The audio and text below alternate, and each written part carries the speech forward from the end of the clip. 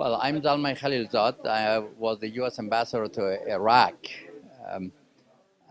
With regard to the question on Pompeo's speech, it was a very ambitious speech in terms of goals.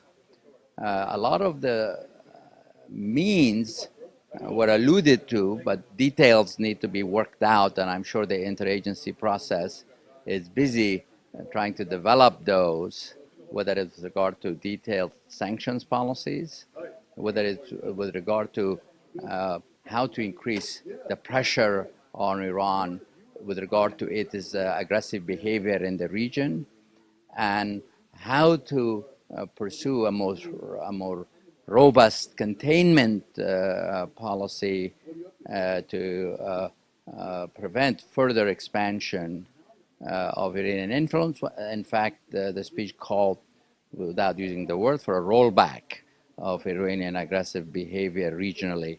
Now, with regard to the internal situation, the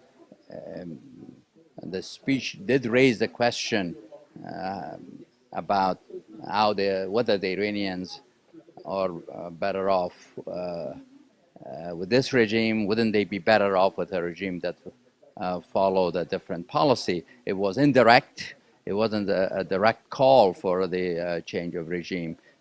But I think the point of the speech was, if I understood correctly, to confront Iran with a choice of either changing its behavior or perhaps face the potential for a regime change.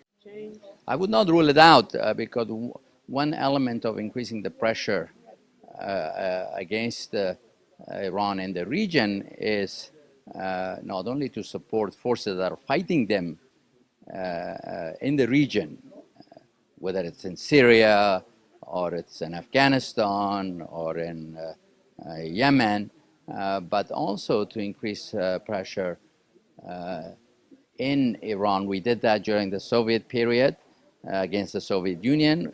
We pushed back against Soviet aggressiveness overseas by supporting resistance or opposition or governments that resisted them forces, but also paid attention to internal opponents and supported them and stood for human rights of the peoples who were part of the Soviet Union at that time. So the same thing could be replicated, but I think these are complex issues that the administration is likely to focus on.